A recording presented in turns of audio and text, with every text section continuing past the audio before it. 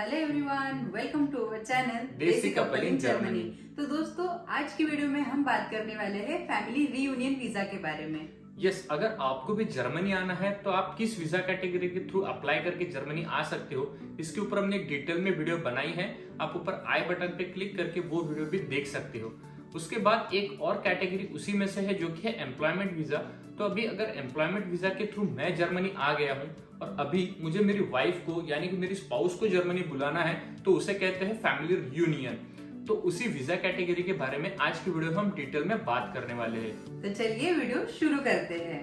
तो सबसे पहले जान लेते हैं स्पाउस वीजा, जिसे कहा जाता है फैमिली रीयूनियन वीजा। वो होता क्या है? तो अगर कोई ऑलरेडी जर्मनी में रहता है और उसे उसके स्पाउस को जर्मनी में बुलाना है तो उसे फैमिली रीयूनियन कैटेगरी में अप्लाई करके ही जर्मनी आना पड़ेगा। जैसे कि रजत ऑलरेडी यहाँ पे आ चुका था और मुझे जर्मनी में आने के लिए अप्लाई करना पड़ा फैमिली रीयूनियन वीजा कैटेगरी में। तो अभी यहाँ पर दो सिनेरियोज हो सकते हैं। पहला, आप यहाँ पर एम्प्लॉयमेंट वीजा पे हो या फिर आप स्टूडेंट वीजा पे हो। आप दोनों कैटेगरी में अपने स्पाउस को आपके साथ रहने के लिए जर्मनी बुला सकते हो और इन दोनों कैटेगरी में आपको अप्लाई करना पड़ेगा आपके स्पाउस के लिए फैमिली रियूनियन वीजा कैटेगरी में। तो इस वीडियो में हम 5 चीजों के बारे में बात करने वाले हैं। First, appointment. Second, documentation. Third, interview कैसे होता है। फोर्थ, मैं अपना पर्सनल एक्सपीरियंस यहाँ पे शेयर करूंगी। और फिफ्थ, हम आपको देंगे कुछ टिप्स। तो सबसे पहला जो आपको काम करना पड़ेगा वो है कि आपको अपॉइंटमेंट बुक करनी पड़ेगी आपके फैमिली रियूनियन वीजा के लिए। तो इसके लिए आपके पास दो ऑप्शन है। पहला, आप डायरेक्टली जर्मन काउंसुलेट से अपॉइंटमेंट ले सकते हो और दूसरा वीएफएस ग्लोबल के थ्रू। तो वीएफएस ग्लोबल आपको अपॉइंटमेंट देता है जर्मन काउंसुलेट के लिए, तो उनके थ्रू भी आप अपॉइंटमेंट ले सकते हो। तो मोस्ट ऑफ द टाइम आपको अपॉइंटमेंट जो है वो वीएफएस ग्लोबल के थ्रू ही लेनी पड़ती है। उसके लिए भी आपके पास अगेन दो ऑप्शन है। पहला, आप डायरेक्टली उनको कॉल कर सकते हो और दूसरा जो कि ज्यादा कन्वीनियंट और प्रेफर्ड वे है कि आप उनके ऑनलाइन पोर्टल पे जाइए, आपकी फैमिली रियूनियन की कैटेगरी सिलेक्ट कीजिए और अपॉइंटमेंट के लिए अप्लाई कर दीजिए। फिर उनकी तरफ से आपको एक ईमेल आएगा कि उनके पास वो 2-3 ऑप्शन देते हैं कि आपको ये डेट्स अवेलेबल है इसी समय पे। उनमें से आपको रिप्लाई करना है कि मुझे ये डेट और ये टाइम सुटेबल है। और जब आप रिप्लाई देते हो तो आपकी अपॉइंटमेंट वो फिक्स हो जाती है और आपको एक ईमेल आ जाता है कि आपकी ये डेट पे इस पर्टिकुलर टाइम पे अपॉइंटमेंट फिक्स हो चुकी है। तो हमारे केस में ये अपॉइंटमेंट लेना और अपॉइंटमेंट उनकी तरफ से मिलना, इसमें बहुत ज्यादा इश्यू हो गया था। वो आपको अभी रूपाली अपना एक्सपीरियंस शेयर करेगी।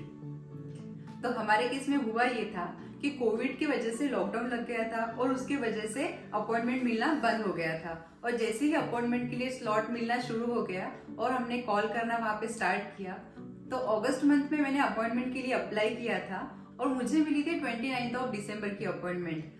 तो हमारे केस में तो कुछ ज्यादा ही क्रिटिकल सिचुएशन थी, पर वैसे 2 या 3 महीने तो आपको अपॉइंटमेंट लेने के लिए लगते ही है। तो आप एडवांस में ही अपॉइंटमेंट बुक करिए। अभी हम बात करेंगे डॉक्यूमेंटेशन के बारे में। उसके लिए मैं आपको डायरेक्टली ले चलता हूँ उनकी वेबसाइट पे और आपको दिखाता हूँ कि आपको डॉक्यूमेंट्स कौन से लगने वाले हैं। तो चलिए।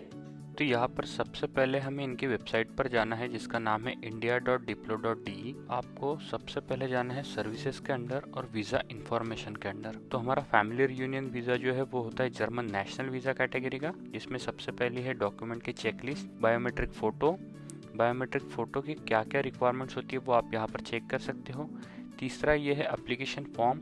एप्लीकेशन फॉर्म के अंदर जो भी चीज़ें दी है वो सेम है जो आपके डॉक्यूमेंट के लिस्ट में भी रहेगी, तो मैं आपको ये सारी चीज़ें वहीं पे दिखाऊंगा। नेक्स्ट है आपको अपॉइंटमेंट शेड्यूल करनी है और लास्ट है वीज़ा की फ़ी 6300। तो आपको जो पेमेंट है वो करना है INR में ही और ये DD जो है वो आपको जो इशू कराना है इन फेवर ऑफ। तो यहाँ पर आप जो भी काउंसलेट में जाते हो वहाँ पर नाम दिया गया है। यहाँ पर एक चीज़ ध्यान में ये रखनी है कि आप जब भी ये नाम प्रिंट करते हो आपके DD पे पूरा नाम वहाँ पर आ जाए। मेरे केस में हुआ था कि जब भी मैं यहाँ पे कॉमा लगा रहा था तो मेरा मुंबई का आई जो है वो प्रिंट नहीं हो रहा था। तो मेक श्योर करिए कि आपका पूरा ही नाम DD पे आए। और साथ ही में आपको एक ये डिमांड ड्राफ्ट का फॉर्म भी फिल करना होता है जहाँ पर आपको DD के सारे डिटेल्स देने हैं और ये भी आपको वहाँ पर लेकर जाना है। इसके बाद मैं आपको बता देता हूँ अभी कि अपॉइंटमेंट कैसे शेड्यूल करनी है। तो आप यहाँ पर क्लिक करोगे शेड्यूल एन अपॉइंटमेंट। ये है हमारा जर्मन नेशनल वीज़ा। तो आपको जो भी काउंसलेट में बुक करनी है आप उस पर क्लिक करोगे। फॉर एग्जांपल मैं ले लेता हूँ मुंबई का ऑप्शन। तो हमारा पर्पज़ है फैमिली रियूनियन वीज़ा। तो आपको या तो इनकी VFS की वेबसाइट पे जाके अपॉइंटमेंट लेनी है या फिर आप डायरेक्टली उनको कॉल भी कर सकते हो। अभी देख लेते हैं कि डॉक्यूमेंट्स के चेकलिस्ट। तो यहाँ पर देख सकते हो आप checklist for family reunion visa, ये हमारी वीज़ा की कैटेगरी रहेगी। तो सबसे पहला है कि आपके पास वैलिड पासपोर्ट होना चाहिए। उसके बाद नेक्स्ट है एप्लीकेशन फॉर्म। तो ये एप्लीकेशन फॉर्म आपको भरना है जिसमें आपकी सारी डिटेल्स देनी है। उसके बाद एक डिक्लेरेशन फॉर्म भी आपको देना होता है। उसके बाद जो नेक्स्ट आता है ये है कॉन्टैक्ट इन्फॉर्मेशन फॉर्म, जिसपे आपको ये सारी चीज़ें मेंशन करनी होती है और ये आपको सबसे पहले काउंटर पे ही सबमिट करना होता है आपके डीडी और डीडी फॉर्म के साथ। उसके बाद जो आता है वो है एडिशनल क्वेश्चनरी। तो ये भी आपको साइन करनी है फिल करके। ये बेसिक डिटेल्स है, आपकी शादी कब हुई थी, कौन से रिचुअल्स के हिसाब से हुई थी। फिर ये मैरिज रिलेटेड कुछ एडिशनल क्वेश्चंस है वो आपको फिल करने हैं। उसके बाद आपके पासपोर्ट के पूरे पेजेस की कॉपी, सेम आपके स्पाउस के भी। ये है सर्टिफिकेट ऑफ रेसिडेंस। तो आपके स्पाउस का जो भी सिटी रजिस्ट्रेशन हुआ है उसका डॉक्यूमेंट लगेगा। उसके बाद आपके स्पाउस के रेसिडेंस परमिट लगेगा, आपके मैरिज का प्रूफ लगेगा, यहाँ पे रिक्वायरमेंट दी है तो आपके केस में आएगा मैरिज सर्टिफिकेट। उसके बाद बर्थ सर्टिफिकेट लगेगा, school leaving certificate, residence in India का प्रूफ लगेगा जिसमें आप आधार कार्ड दे सकते हो। फिर ये डिवोर्स हुआ है तो उसके केस में, अगर आपके फॉर्मर स्पाउस की डेथ हुई है तो उसके केस में। उसके बाद लगेगा आपको एकेडमिक डिग्री का सर्टिफिकेट, अगर आपके पास जो भी डिग्री है। प्रूफ ऑफ जर्मन नॉलेज लगेगा आपको A1 लेवल का एटलीस्ट। बहुत से केस में आपको एग्जाम्पशन मिल सकता है इस रिक्वायरमेंट से, तो आप यहाँ पर जाकर उनके रिक्वायरमेंट्स चेक कर सकते हो। उसके बाद आपको 2 बायोमेट्रिक साइज के फोटो लगेंगे और यहाँ पर लिखा है for Mumbai, Kolkata and Chennai please present the additional document, जिसमें आपको इनविटेशन लेटर लगेगा स्पाउस की तरफ से, स्पाउस का employment contract, salary slip for past 3 months और लीज डीड, मतलब स्पाउस जो जर्मनी में रह रहे हैं तो उनके घर का जो कॉन्ट्रैक्ट है वो आपको लगेगा। और यहाँ पे ये भी लिखा है कि आपको मैरिज का आपका फोटो एल्बम लेके जाना है। मुंबई ओनली लिखा है, बट आई सजेस्ट कि आप अगर कोई और भी काउंसलेट में जाते हो तो ये सारी चीज़ें और ये फोटो एल्बम आप लेकर जाइए। और यहाँ पर जो इनविटेशन लेटर ऑफ स्पाउस है तो इसमें आपको एक स्पाउस की तरफ से एक नॉर्मल सा लेटर लिखवा लेना है कि मेरा नाम ये है, मैं जर्मनी में रहता हूँ, मैं इस कंपनी में काम करता हूँ और ये मेरा हस्बैंड है या मेरी वाइफ है, इनको मैं जर्मनी बुलाना चाहता हूँ, तो आप प्लीज़ इनके लिए वीज़ा दीजिए। तो इतने ही डॉक्यूमेंट्स आपको लगने वाले हैं आपकी वीज़ा के लिए।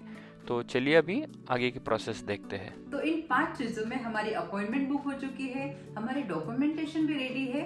तो मैं अभी इंटरव्यू और मेरा पर्सनल एक्सपीरियंस दोनों एक साथ बताती हूँ। तो जिस दिन आपकी अपॉइंटमेंट होती है और जिस टाइम पे आपको बुलाया जाता है उसके सिर्फ 15 मिनट पहले ही आपको पहुंचना है और कुछ चीजों का आपको ध्यान रखना है, जैसे कि आपको अपने साथ सिर्फ डॉक्यूमेंट्स की फाइल ही लेके जाना है क्योंकि बाकी चीजें वहाँ पे अलाउ नहीं करते। सो आई विल सजेस्ट कि आप अगर आपके फैमिली मेंबर्स में से या फिर कोई फ्रेंड्स आपके साथ आ सकता है अपॉइंटमेंट वाले दिन, तो आप उनको लेके जाइए ताकि आपकी जो बैग है वो आप उनके पास रख सकते हो। और अगर आप मुंबई कॉन्सुलेट में जा रहे हो तो बाजू की ही बिल्डिंग में एक स्टेशनरी दुकान है और वहाँ पे लॉकर की सुविधा है, तो वहाँ पे भी आप अपनी बैग रख सकते हो। जैसे मेरे अपॉइंटमेंट वाले दिन मेरे इन-लॉज मेरे साथ आए थे तो उनके पास मैं अपनी बैग रख के 1 घंटा पहले ही ऊपर चली गई थी, पर उन्होंने कहा कि आपकी अपॉइंटमेंट जो है वो 11 बजे है, उसके आप 15 मिनट पहले ही आपको आना है। तो जैसे कि मैंने आपको बताया कि आपको 15 मिनट पहले ही वहाँ पे पहुँचना है, तो 11 बजने से 15 मिनट पहले मैं वहाँ पे पहुंची। फिर उसके बाद वहाँ पे सिक्योरिटी चेक हुआ और कोविड की सिचुएशन थी इसलिए उन्होंने मेरा टेम्परेचर चेक किया। और जिस दिन मेरी अपॉइंटमेंट थी उस दिन कोविड गाइडलाइंस में कोई भी RT-PCR टेस्ट या फिर एंटीजन टेस्ट नहीं मांगा गया था, तो वहाँ पे वो रिक्वायर्ड नहीं था। पर अगर अभी आप जा रहे हो तो आप कोविड की रिक्वायरमेंट चेक कर लीजिए। तो सिक्योरिटी चेक के बाद मुझे भेजा गया एक काउंटर पे जो कि दिखने में एक रिसेप्शन काउंटर था। तो वो काउंटर पे मुझे वो लेडी ने एक फॉर्म फिल करने के लिए दिया जिसका नाम था additional contact and legal representation, जो फॉर्म मैंने घर से ही प्रिंट निकाल के फिल करके ऑलरेडी ले लिया था। तो मैंने वो फॉर्म डायरेक्टली वहाँ पे सबमिट किया। उसके बाद उन्होंने मुझे मांगा DD एंड DD फॉर्म। तो याद रखना है आपको कि जैसे रजत ने आपको डॉक्यूमेंटेशन के टाइम पे फॉर्म कैसे फिल करना है बताया, उसी तरीके से आपको DD फॉर्म भर के लेके जाना है। आपने DD और वो फॉर्म सबमिट होने के बाद आपको एक वेटिंग रूम में वेट करना पड़ता है और वो आपको एक टोकन देते हैं, जिसके बाद आपका जब भी वो टोकन का नंबर आता है जिसके अगेंस्ट एक काउंटर नंबर लिखा होता है, तो आपको आपका टोकन लेके वो काउंटर पे इंटरव्यू के लिए जाना होता है। तो अभी आप जब भी वेटिंग एरिया में वेट कर रहे हो तो आपको वो एक डॉक्यूमेंट देते हैं जिसके ऊपर आपके लिस्ट ऑफ डॉक्यूमेंट्स मेंशन होते हैं कि आपको वो स्पेसिफिक सीक्वेंस में ही आपके डॉक्यूमेंट्स के 2 सेट अरेंज करने हैं। तो आप वो वेटिंग टाइम में आप वो डॉक्यूमेंट्स अरेंज कर सकते हो। और उसी के साथ वो आपको ग्लू भी प्रोवाइड करते हैं। उसी से आपको आपका एप्लीकेशन फॉर्म पे जो बायोमेट्रिक फोटो है वो पेस्ट करना है। आप खुद के ग्लू से वो पेस्ट मत कीजिए, उनके दिए हुए ग्लू से ही वो पेस्ट कीजिए। और उसके बाद आपके जैसे ही डॉक्यूमेंट रेडी हो जाते हैं और आपका नंबर आता है, और उसके बाद वो एग्जैक्टली काउंटर पे क्या होता है, क्या क्वेश्चंस होते हैं, वो अगेन अभी आपको रूपाली बताएगी। तो ये वीजा इंटरव्यू काउंटर होता कैसे है? जैसे कि अपने रेलवे स्टेशन पे हम टिकट खरीदने के लिए जो काउंटर पे जाते हैं, एग्जैक्टली उसी टाइप का ये काउंटर होता है। एक साइड पे हम होते हैं और दूसरे साइड पे वो कॉन्सुलेट पर्सन होते हैं, और बीच में एक ग्लास होता है, और ग्लास के नीचे एक ड्रॉर होता है जो कि वो अपने तरफ खुला है, तो उसमें अपने डॉक्यूमेंट्स रखने हैं। और वो ड्रॉर जब अंदर का कॉन्सुलेट पर्सन खींच लेता है तो उनके पास वो डॉक्यूमेंट्स पास हो जाते हैं। दोनों के कम्युनिकेशन के लिए वहाँ पे एक स्पीकर और माइक की अरेंजमेंट भी होती है। और सबसे इम्पोर्टेंट बात ये है कि कॉन्सुलेट पर्सन जो है वो इंडियन ही होता है, वो जर्मन नहीं होता है, सो डोंट बी नर्वस। तो सबसे पहले वहाँ पे मुझे मांगा गया था पासपोर्ट। तो जैसे ही उनके पास आपका पासपोर्ट आ जाता है, वो आपको नॉर्मल आपके पर्सनल डिटेल्स पूछते हैं, जो कि फॉर्मेलिटी होती है, जैसे कि आपका फुल नेम, आपके हस्बैंड का नेम, आप कहाँ पे रहते हो, आपके डेट ऑफ बर्थ क्या है, तो ये सारी चीजें जो कि बहुत ही नॉर्मल है और हमें पता होती है। उसके बाद उन्होंने क्वेश्चन पूछा था कि आपका जर्मनी जाने का पर्पस क्या है। और वहाँ पे जैसे ही मैंने बताया कि मेरे हस्बैंड वहाँ पे वर्किंग है, तो वो आपको आपके हस्बैंड का एम्प्लॉयमेंट कॉन्ट्रैक्ट, उनकी सारी डिटेल्स मांगते हैं, जैसे कि उनका पासपोर्ट, उनके कॉन्ट्रैक्ट, उनके लास्ट 3 मंथ सैलरी स्लिप्स। तो आपको पता होना चाहिए कि आपके हस्बैंड कौन से कंपनी में काम करते हैं, वो कितने दिनों से वहाँ पर है, उनकी ज्वाइनिंग डेट क्या है, ये सारे क्वेश्चंस वहाँ पे पूछे जाते हैं। तो आप जब भी वहाँ पे जाते हो, चाहे आपके हस्बैंड 2 साल से 3 साल से भी वहाँ पे काम कर रहे हो, तो आपको पता होना चाहिए वो कौन से कंपनी में काम करते हैं, वो कौन से सिटी में है। उसी के साथ वो मांगते हैं हाउस रेंटल कॉन्ट्रैक्ट, जो कि आपके हस्बैंड के नाम पे होना चाहिए। तो यहाँ पर आपको ध्यान देने वाली एक चीज ये है कि आप जर्मनी में जब भी रहते हो, तो यहाँ पर एक मिनिमम रिक्वायरमेंट होती है कि आपको एटलीस्ट इतने साइज का घर पर पर्सन के लिए होना चाहिए, जो कि होता है 30 to 15 स्क्वायर मीटर पर पर्सन। तो आपको, अगर आप आपका कॉन्ट्रैक्ट दे रहे हो जिसपे आपका खुद का नाम मेंशन होना चाहिए, और अगर आप रहते हो और आप आपके स्पाउस को बुला रहे हो तो हो जाएंगे 2 पर्सन, तो आपको मिनिमम 26 to 30 स्क्वायर मीटर का घर यहाँ पर होना ही चाहिए, जो कि रूल के हिसाब से होता है। और साथ ही में अगर आपके बच्चे भी आते हैं तो आप उसमें ऐड करते जाइए, जितने लोगों को भी रहना है उस हिसाब से मिनिमम रिक्वायरमेंट का घर उतना होना चाहिए। उससे ज्यादा चलेगा, लेकिन उससे कम अगर आपका घर का एरिया है तो वो अलाउड नहीं है, ये आपको मेक श्योर करना है। तो जैसे ही आपके स्पाउस के सारे डॉक्यूमेंट्स वहाँ पे दे दिए हैं और उसके रिलेटेड सारे क्वेश्चंस हो गए, तो उसके बाद वो मांगते हैं वहाँ पे मैरिज सर्टिफिकेट। तो ध्यान रखना है आपको कि ओरिजिनल मैरिज सर्टिफिकेट आपको साथ में लेके ही जाना है। तो जैसे ही हम उनको मैरिज सर्टिफिकेट दे देते हैं, तो वो मैरिज से रिलेटेड कुछ क्वेश्चंस पूछते हैं, जैसे कि आपकी शादी कब हुई थी, कहाँ हुई थी, और विटनेस कौन कौन था। तो ये नॉर्मल से वो क्वेश्चंस पूछते हैं। तो सबसे इम्पोर्टेंट बात आपको ये ध्यान रखनी है कि जो भी आप शादी का एल्बम साथ में लेके जाते हो, जो कि नॉर्मली आज के दिनों में तो हम प्रिंटेड ही एल्बम बनवाते हैं, पर साथ ही में आपको एक 5 से 10 फोटो ऐसे लेके जाना है, जैसे कि आपके इन-लॉज के साथ फोटो, और उसके बाद इम्पोर्टेंट ये है कि मांग भरते टाइम की फोटो, गले में मंगलसूत्र पहनाते टाइम की फोटो, माला पहनाते टाइम की फोटो, और फेरों की फोटो। तो मैरिज एल्बम वो जब देखते हैं तो उसमें से कुछ 5 या 10 फोटो वो मांग सकते हैं। तो सेफर साइड आप अपने मैरिज एल्बम के साथ 5-10 फोटो जो मैंने बताए हैं उसी तरीके से लेके जाइए, ताकि उसी वक्त आप वहाँ पे सबमिट कर सकते हो। तो जैसे ही वहाँ पे डॉक्यूमेंट सबमिट हो जाते हैं और उनके सारे क्वेश्चंस कंप्लीट हो जाते हैं, तो वो आपके बायोमेट्रिक स्कैन लेते हैं, जिसमें के वो आपके दोनों हाथ के 10 उंगलियों के स्कैन लेते हैं। तो यहाँ पर मैंने ये भी सुना है कि अगर लेडीज के हाथों में जैसे मेहंदी लगाई हुई होती है तो वो स्कैन प्रॉपरली नहीं हो पाता, तो पॉसिबल हो तो आप ये चीजें अवॉइड कर सकते हो। और यहाँ पे हमारा इंटरव्यू प्रोसेस हो जाता है और हम कॉन्सुलेट ऑफिस से जा सकते हैं। तो वीजा इंटरव्यू होने के बाद अगर उनको कोई एडिशनल डॉक्यूमेंट्स की रिक्वायरमेंट है तो वो 2 to 3 वीक्स में हमें मेल करते हैं। जैसे हमारे केस में हमारा ओरिजिनल मैरिज सर्टिफिकेट एंड 45,000 का डीडी मांगा गया था, जो कि हमने कॉन्सुलेट ऑफिस में पोस्ट किया था, और उसके बाद होता है मैरिज वेरिफिकेशन। तो इस वीजा प्रोसेस के बाद और आपका अप्रूवल आने से पहले एक और चीज यहाँ पर ऐड हो सकती है, जिसे कहा जाता है आपका मैरिज वेरिफिकेशन। ये सबके केस में नहीं होता है, लेकिन जहां तक हमने पूछा है या हमें एक्सपीरियंस है, ये न्यूली मैरिड कपल अगर है और आपके कोई बच्चे नहीं है, उनके केस में ये हो सकता है। और ये ओवरऑल प्रोसेस कैसे होती है, इसमें क्या डॉक्यूमेंटेशन लगते हैं, इसकी फीस क्या होती है, आपको क्या करना है, आपके स्पाउस की तरफ से जो कि जर्मनी में ऑलरेडी रह रहे हैं उनसे क्या रिक्वायरमेंट हो सकती है, इन चीजों के बारे में हमने डिटेल में एक अलग वीडियो बनाया है, तो वो आप यहाँ पर आई बटन में वो भी देख सकते हो, जो कि काफी इम्पोर्टेंट है क्योंकि इसमें एडवोकेट इन्वॉल्व होते हैं और वो किस प्रकार से वेरिफिकेशन करते हैं और उसमें कितना टाइम जाता है, ये सारी डिटेल्स आप चेक कर सकते हो। अगर आपकी वीजा प्रोसेस भी हो गई, मैरिज वेरिफिकेशन भी हो गया, उसके बाद आता है आपको अप्रूवल मेल, जो कि आता है आपको जर्मन काउंसुलेट की तरफ से। इसमें आपको 2 से 3 महीने भी लग सकते हैं अप्रूवल मेल आने के लिए। अकॉर्डिंग टू जर्मन एम्बेसी वो ये कहते हैं कि विद इन 90 डेज आपको अप्रूवल या रिजेक्शन जो भी आपका स्टेटस है वो आपको मेल पे आ जाएगा। अभी आपका अप्रूवल मेल आ गया, उसके बाद उसमें कुछ और 1-2 डॉक्यूमेंट लिखे होते हैं, जैसे कि आपको आपका पासपोर्ट लेकर जाना है, आपको एक ट्रैवल इंश्योरेंस दिखाना होता है, उसके बाद जो आपको अप्रूवल मेल आया उसकी प्रिंट आउट, तो ये सब लेकर आपको काउंसुलेट में जाना है। वहां पर आपको आपका पासपोर्ट सबमिट करना है। उसके बाद वो आपके पासपोर्ट पे जो वीजा का स्टैंप होता है या फिर स्टिकर होता है वो पेस्ट कर देते हैं और वो आपको आपका पासपोर्ट दे देते हैं।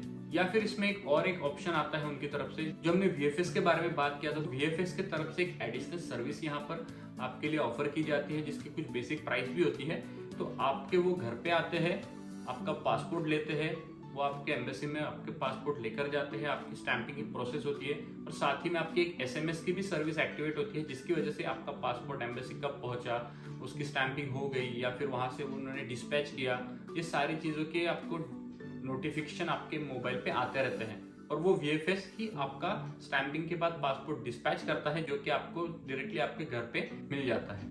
अभी हमारे तरफ से आपके लिए कुछ टिप्स हैं।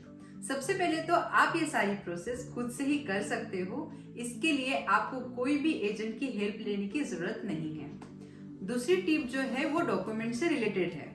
तो डॉक्यूमेंटेशन में क्या करना है, इंटरव्यू को जाने से पहले हमें एक सेट बना लेना है। एज पर रिक्वायर्ड डॉक्यूमेंट्स हमें 2 सेट लेकर जाना है। पर क्या होता है, इनिशियल स्टेज में हमें जो वर्ड्स होते हैं वो याद नहीं रहते या पता नहीं रहता है कि ये एग्जैक्टली क्या मांग रहे हैं। तो डॉक्यूमेंटेशन करते टाइम मैंने घर से ही ऐसे सेट बना के वहां पे लेके गई थी, जिससे मेरा वीजा इंटरव्यू बहुत ही स्मूथली हो गया था।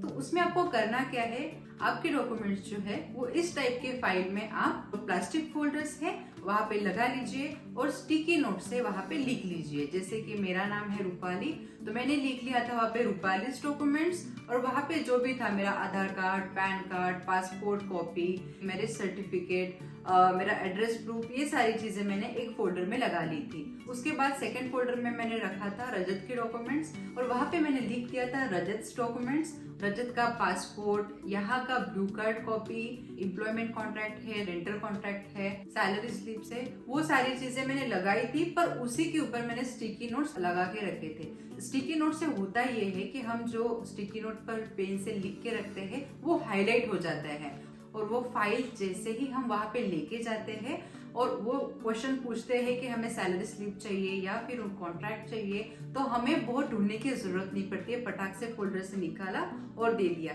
तो आप ये चीज कर सकते हो, बहुत स्मूथली आपका इंटरव्यू हो जाएगा और आप नर्वस भी नहीं होंगे क्योंकि आपके पास सारी चीजें अवेलेबल है। और आपको एडिशनल डॉक्यूमेंट्स मांगते हैं तो आपको 15 से 20 मिनट का अगेन टाइम देते हैं कि आप जाइए और ये स्पेसिफिक डॉक्यूमेंट्स के कुछ कॉपी ले आइए।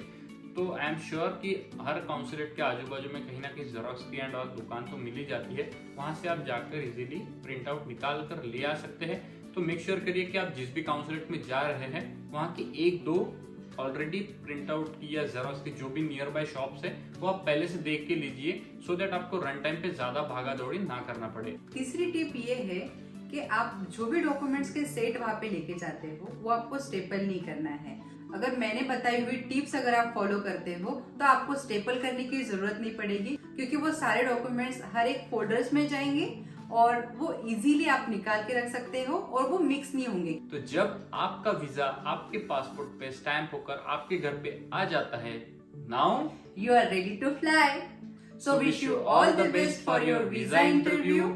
तो आज के वीडियो में इतना ही। आई होप हमने जो भी इंफॉर्मेशन दी है आपके लिए यूजफुल होगी तो अगर आपको ये वीडियो अच्छी लगी हो तो लाइक कीजिए। आपके फ्रेंड्स या फैमिली में से जो भी कोई फैमिली रियूनियन वीजा के लिए अप्लाई करना चाहते हैं और उसके थ्रू जर्मनी आना चाहते हैं, उनके साथ ये वीडियो शेयर कीजिए। और अगर आप हमारे चैनल पर नए हो तो हमारे चैनल को सब्सक्राइब करिए और हमें सपोर्ट करिए। तो मिलते हैं अगली वीडियो में, तब तक के लिए stay healthy, stay tune, bye bye.